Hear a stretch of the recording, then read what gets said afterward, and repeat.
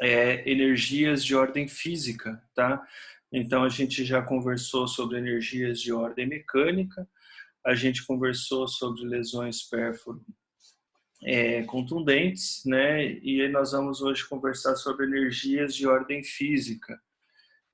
Na turma de vocês, justamente por conta da aula magna, essa aula acabou que ficou para depois da correção da prova, tá? Então nós vamos tê-la hoje e, obviamente, em seguida, né, depois na semana seguinte, aí a gente segue com energias de ordem química, físico-química, enfim, aí a gente segue com a cronograma normal, combinado? Nós temos um tempo um pouco mais curto, mas eu tenho certeza que a gente vai conseguir abordar todo o conteúdo, ninguém vai ficar sem conteúdo, tá? Todos vocês enxergam o slide aí? Esse senhor bonitinho no frio aí? Muito bem, excelente. Então, pessoal, eu coloquei esse slide, tá? Só para ilustrar um pouco, né, para que vocês entendam mais ou menos o funcionamento dessas lesões de ordem física, né? Então, como eu já mencionei, vocês devem imaginar, aquelas lesões causadas por frio extremo é um tipo de lesões de ordem física, tá? Nós vamos ver durante a aula que não somente de frio, né, se caracteriza essas lesões de ordem física. Então, nós temos por lesões por aumento de temperatura e não por diminuição, por radioatividade, eletricidade, então diversas características, tá? Então, só recordando, nós já abordamos históricos e documentos médicos legais, tivemos uma aula de peritos e perícia, uma de identidade e identificação, né? E aí, entrando em traumatologia, nós tivemos, portanto, as duas últimas aulas do bimestre, que foram energias de ordem mecânica e lesões pérfuro-contundentes, tá? Então, aqui nós vamos dar sequência justamente ao conteúdo da traumatologia, né? Eu já conversei com vocês em diferentes momentos, né, que a traumatologia é a que vai envolver maior parte do nosso conteúdo, né? Então, hoje, seguindo o nosso cronograma, seria lesões de ordem física, tá? Então, quais são os objetivos? Eu gostaria, quero, na verdade, né, que ao final da aula vocês consigam identificar o conceito, né, de energia de ordem física, então, no que se baseia, o que é, né, energia de ordem física dentro da medicina legal, compreender as diferentes lesões, a gente vai ver que temos inúmeras lesões oriundas de energias físicas, então, como a gente já viu, nós temos lesões por frio, por calor, por eletricidade, radioatividade, enfim. E interpretar alguns aspectos clínicos, né? Então, saber diferenciar esses tipos de lesões, tá? Então, novamente, só recordando alguns slides que já foram passados para vocês, as lesões dentro da medicina legal, elas podem ser oriundas de diferentes maneiras, né? Então, nós temos aquelas lesões que são oriundas de ordem mecânica, de ordem física, de ordem química e ordem bioquímica. E independente das lesões, se for de ordem mecânica, de ordem física, de ordem bioquímica, seja lá o que for, essas lesões elas podem ter repercussão externa, né? Então, tal qual essa imagem que vocês já conhecem, ou ainda podem ter repercussão interna. Então, atingir de maneira mais interna o organismo, né? Então, órgãos internos. Nesse caso aqui, nós já vimos, né, que essa é uma lesão por um instrumento pérfuro-cortante, né, que perfurou o coração, mas enfim, a questão é que tanto energias físicas quanto químicas também podem ter repercussão interna e externa, tá? Então, de maneira geral, o conceito que é muito utilizado e é utilizado pelo França, né, que é o livro base da biografia, da bibliografia de vocês, classifica, né, as lesões de ordem física como aquelas lesões que são produzidas por uma modalidade de ação que é capaz de modificar o estado físico do corpo, né? Então, basicamente, é isso que se classifica como lesões de ordem física. E o resultado disso, obviamente, pode resultar em uma ofensa corporal, em dano à saúde ou à morte. Então, de maneira geral, os principais instrumentos, né, causadores de lesões de ordem física são alterações bruscas de temperatura, de pressão atmosférica, aquelas lesões causadas por eletricidade, por radioatividade, por luz e por som. Então, nós vamos ver hoje as características de cada uma delas, tá? Então, novamente, instrumentos, né, as lesões causadas por temperatura, pressão, eletricidade, radioatividade, luz e som, né? Então, começando, pessoal, tá muito rápido, eu só precisei acelerar um pouquinho por conta da reunião, tá? Eu acelerei um pouco, se tiver muito rápido aí vocês me falam que eu dou uma freadinha aqui, tá? Então, pensando em lesões, né, como eu falei, causadas por temperatura, a gente pensa basicamente em lesões causadas por frio, né? Então, uma diminuição muito grande da temperatura, um frio excessivo. Aquelas lesões causadas por calor excessivo também pode causar esse tipo de situação, ou ainda quando tem uma oscilação muito grande de temperatura, né? Então essa oscilação também muitas vezes pode causar energias, causar lesões de ordem física, tá? Então vamos começar falando um pouco das características das lesões causadas por frio excessivo, tá? Então, de maneira geral, pessoal, o frio, né, lesões causadas por frio, pode ser causada de maneira individual ou maneira coletiva, né? Então, o próprio nome diz, maneira individual é quando é um caso isolado, e casos coletivos, obviamente, são atribuídos a regiões de frio extremo, né? Então, Alasca, aqueles alpinistas, enfim, são situações, ambientes de frio extenso, extremo. Professor, essa aula vai contar com a nota de presença? José, eu estou contabilizando todas, tá? Então, obviamente não para o primeiro bimestre, né? Mas eu estou contabilizando todas, tá? Então, se eventualmente a gente tiver alguma informação diferente, tá? Mas de maneira geral, eu estou contabilizando a presença aula por aula, tá?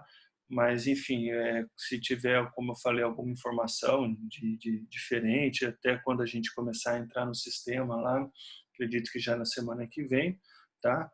Mas por enquanto eu tenho anotadinho, tá bom? Mas fiquem tranquilos. Enfim, aqui então pode atuar de maneira individual ou coletiva, né?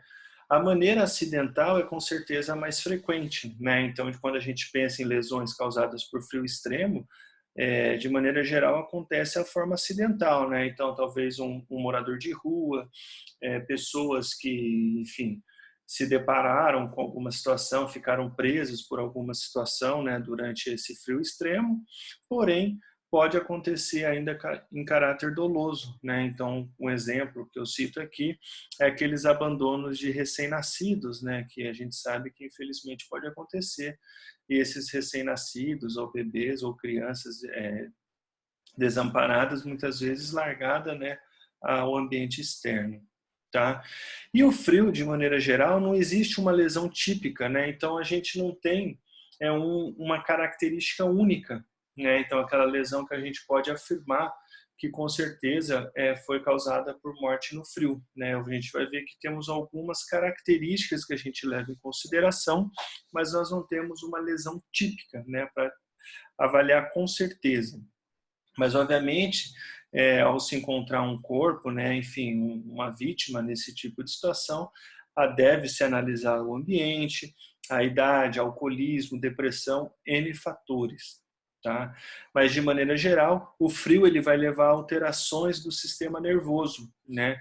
Então, características comuns são sonolência, convulsões, delírio, né, congestão. Pessoal, e obviamente tudo isso aqui a gente está falando de frio extremo, né? Não é frio de 10 graus, 15 graus que você coloca a blusa, tá? Então são situações que levam o seu organismo ao frio extremo, tá? Então, pessoal, de maneira geral, como eu falei, a confirmação é muito difícil, né? Então, para a gente afirmar com toda certeza que a causa foi essa diminuição brusca de temperatura, tá? Mas a gente observa alguns elementos, né? Então, os principais elementos que se observa em um cadáver, né, quando possivelmente ocasionada pela baixa temperatura, são hipóstases vermelho clara, tá? Eu sei que vocês devem estar se perguntando o que são hipóstase, eu vou mostrar no slide a seguir, fiquem tranquilos. Rigidez cadavérica, né? Então, obviamente, tal qual acontece com qualquer coisa que você coloque no congelador, carne, fruta, seja lá o que for, ela vai ficar rígida, vai congelar. Então, essa rigidez cadavérica intensa e demorada é bem característica. O sangue, de maneira geral, ele fica menos escuro, né? Então, fica um sangue um pouco mais claro. É observado ainda sinais de anemia, né, na autópsia. Espuma sanguinolenta nas vias respiratórias também podem ser observadas, e na pele, muitas vezes se observa sinais semelhantes de queimaduras, né? Então, vocês com certeza já devem ter visto filmes de alpinistas, aquelas situações que eles porventura enfrentaram um frio extremo, então fica com aquelas mãos com bolhas escurecidas, né, que são sinais semelhantes a de queimaduras, tá? Então, quando a gente fala em hipóstase, pessoal, é essa característica vermelho clara que eu falei para vocês. Então, normalmente, a área do corpo que estava em contato com alguma superfície, né, como essa pessoa aqui, ela fica mais clara, né, enquanto que o resto do corpo fica com essa coloração mais rosada, tá? Então, possivelmente, esse cadáver aqui ficou, né, na baixa temperatura, de costas, né, com as costas apoiadas no chão, né? Então, isso é o que a gente chama de hipóstase vermelho clara, tá? E aqui são alguns sinais que eu falei para vocês que é semelhante à queimadura, né? Então, essas mãos, essas marcas escurecidas aqui, muitas vezes formam-se bolhas, tá? O que é semelhante à queimadura, né? E de certa forma é até um pouco incoerente a gente pensar, né, que o oposto, né, a diminuição grave de temperatura, muitas vezes pode representar sinais semelhantes a um aumento de temperatura, tá? Mas isso pode acontecer, de fato, tá bom? Então essas são as principais características de frio, tá? Tudo bem, pessoal? As características do frio intenso, ficou claro? Posso partir para alterações de temperatura agora do lado oposto, tá? Alterações de temperatura por aumento de temperatura, pelo calor excessivo. Alguém ficou com alguma dúvida a respeito do frio? Excelente, pessoal. Então eu vou seguindo, tá? Então, como eu falei, se porventura vocês tiverem dúvidas, vocês podem ligar o microfone de vocês, fazerem perguntas ou perguntarem pelo chat. Caso contrário, eu vou seguindo, tá? Então, agora aqui nós vamos falar do outro oposto, né? Então, de forma oposta, né? Quando as lesões oriundas de ordem física por um aumento de temperatura, né? E quando a gente pensa em aumento de temperatura a ponto de causar algum tipo de lesão de interesse para a medicina legal, a gente pensa em dois grandes grupos, em dois grandes tipos. Aquela de forma difusa, né, e a de forma direta, né? Então, o que diferencia cada uma dessas duas? As lesões por aumento de temperatura de forma difusa, né, são aquelas que o calor se dá, como eu falei, de forma difusa. Então, não é em uma área concentrada, em uma área específica, tá? Então, os exemplos aqui são insolações, né, ou intermação. A gente já vai ver a diferença entre elas, tá? E a forma direta, aqui, são justamente quando nós temos aqueles agentes físicos de temperatura elevada que vão atuar de forma direta na vítima, né? Então, por exemplo, um maçarico, um cigarro, um metal em alta temperatura. Então, isso seria lesões causadas por um aumento de temperatura de forma direta, tá? Então, de forma difusa, como eu falei para vocês, os dois principais tipos não, Matheus, a gente já vai ver. Eu vou explicar agora o que seria a forma difusa, eu acho que vai clarear um pouco. tá? Então, quando a gente pensa em forma difusa, né, a gente pensa em dois grupos, insolação e intermação. Então, o que caracteriza as lesões de ordem física causadas por um aumento de temperatura de forma difusa do tipo insolação, né? Então, é aquele calor ambiental que normalmente ocorre em locais abertos, né? Então, os principais exemplos aqui que todos vocês devem conhecer é a famosa praia, né? Então, aquelas pessoas que vão para a praia, não passa protetor, enfim, não se protege de alguma maneira, né, fica com esses raios solares de maneira excessiva, em alta temperatura e com excesso de vapor d'água. Então, é isso que caracteriza lesões de ordem física do tipo insolação. Tá? E nesses casos aqui, nos casos mais severos, obviamente, de óbito, enfim, ou qualquer outra situação, muitas vezes está associado a outras patologias, né? Como patologias respiratórias e circulatórias. Tá? Então, insolação, novamente, normalmente locais abertos, né? Com excesso de raios solares, alta temperatura e vapor d'água. A intermação, por sua vez, pessoal, ela acontece em locais mal arejados, então aqueles locais mal ventilados, pouco aberto. Então, normalmente característico de excesso de calor ambiental. Então, por exemplo, aqui salas fechadas, sem arejar, né? Então mal ventilado. Então, aqui normalmente acontece de forma acidental, né? Então, aquelas empresas, né, com um grande número de funcionários em um ambiente fechado, grandes indústrias. Então, é basicamente esse tipo de situação que caracteriza a intermação. Tá? Nos casos mais severos, né, muitas vezes a gente considera o alcoolismo, né? Então, talvez pessoas que tenham ingerido álcool tendem a potencializar esse efeito no organismo. Pessoas com vestes inadequadas, né?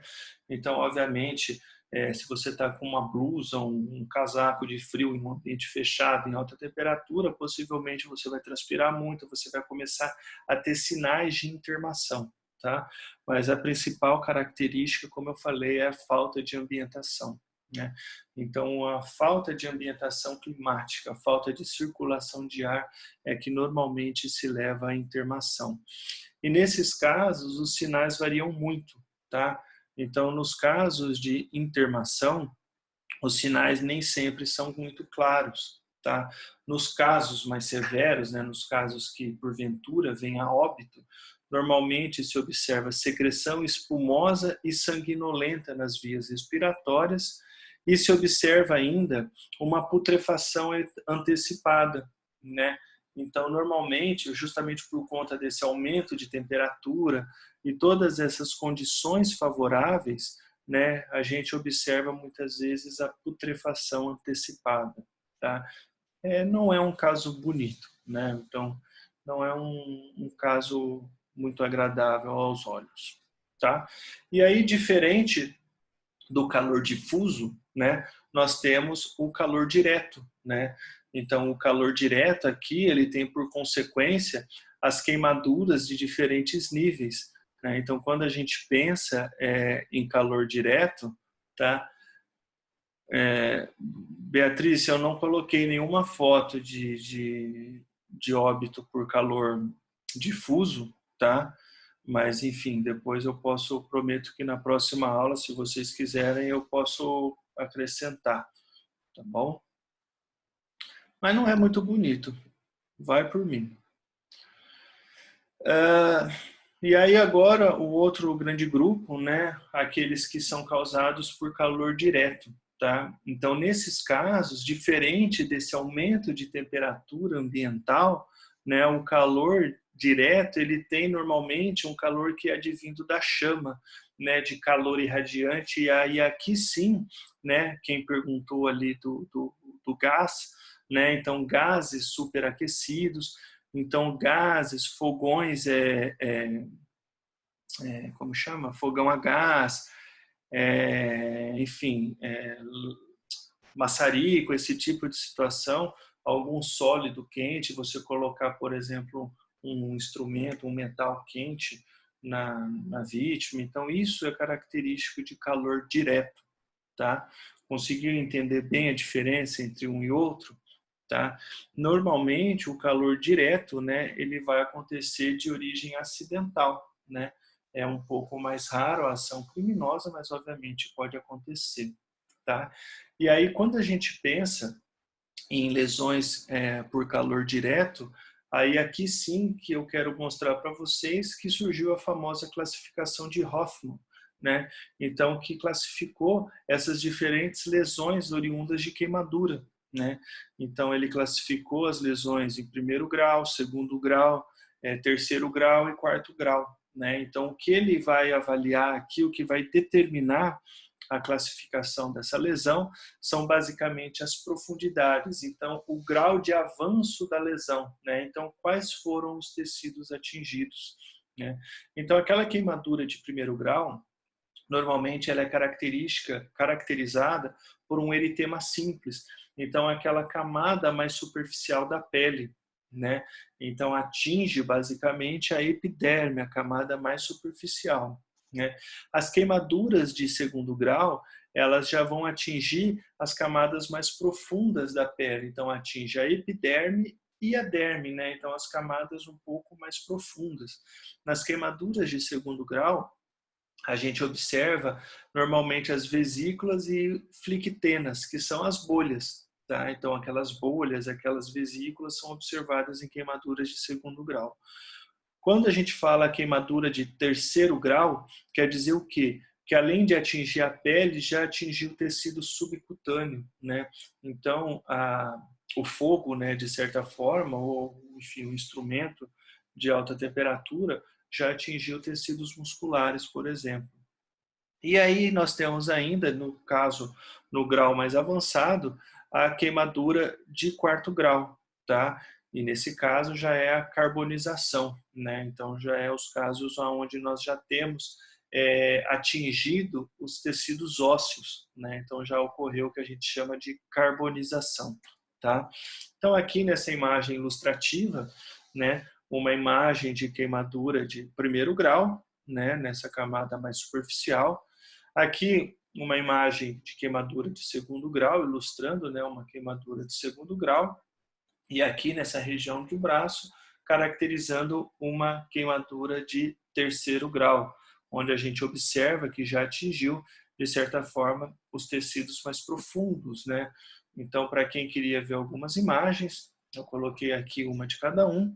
Então, aqui uma imagem de queimadura de primeiro grau, né, no braço. A gente observa uma vermelhidão, esse eritema mais superficial. Aqui na mão, né, uma queimadura de segundo grau, né, então a gente observa que já atingiu tecidos mais profundos, né, a gente observa vesícula, presença de bolhas, tudo certo? Aqui na mão, né, também no braço, queimadura de terceiro grau, né, então a gente observa que já atingiu tecidos musculares, já atingiu regiões mais profundas dos tecidos. E aqui um cadáver, obviamente, carbonizado, né, caracterizando uma queimadura de quarto grau, tá certo? E aí o que é interessante, pessoal, é a gente, dentro da medicina legal, a gente compreender, né, dentro do aumento das lesões causadas por aumento de temperatura, principalmente das mortes causadas por aumento de temperatura. Então, o primeiro ponto, né, o que é o principal, que a gente sempre tenta buscar, enfim, que é talvez o mais importante, é saber se a vítima ela morreu durante o incêndio ou se já estava morto, né? Então, imagina que se você se depara com um cadáver carbonizado, né? Então, a dúvida é, será que ele já estava morto quando foi, enfim, incendiado? Ou será que o incêndio foi a causa da morte? Né? Então, alguns pontos são procurados nesse tipo de situação. Então, primeiro ponto, a gente procura outras lesões que são diferentes de queimadura, né? Então, aqui se procura no cadáver, obviamente, se tem lesões no crânio, lesões de instrumentos pérfuro-cortantes, pérfuro-contundentes ou instrumentos contundentes. Né? Então, será que tem uma lesão de projétil de arma de fogo? Então, qualquer tipo de lesão que poderia ter originado a morte da vítima, tá? Caso a gente não encontre, né, uma outra situação que talvez é a mais determinante é o quê? É identificar se o indivíduo, né, a vítima, em algum momento respirou durante o incêndio, né?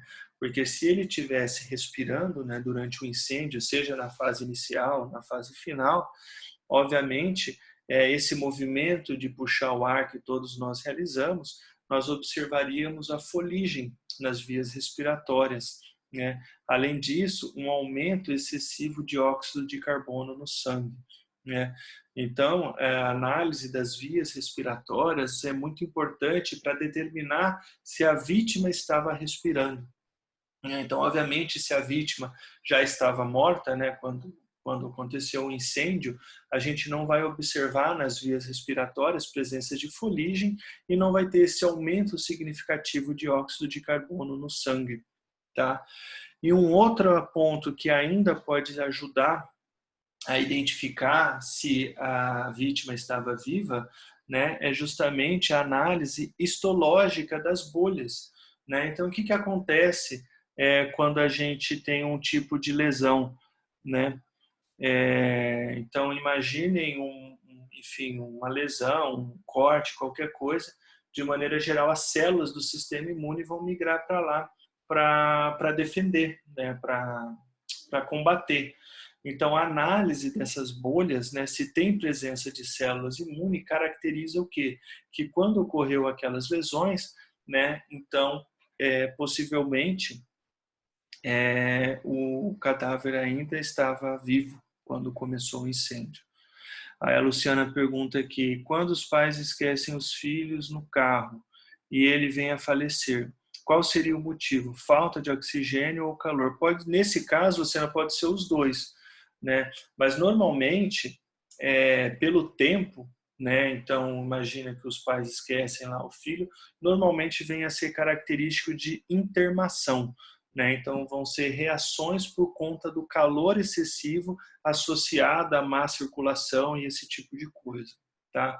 Um ar, mesmo que fechado, um carro, mesmo que fechado, com a janela aberta, teria ar suficiente, sim, em condições favoráveis para ficar ainda um bom tempo.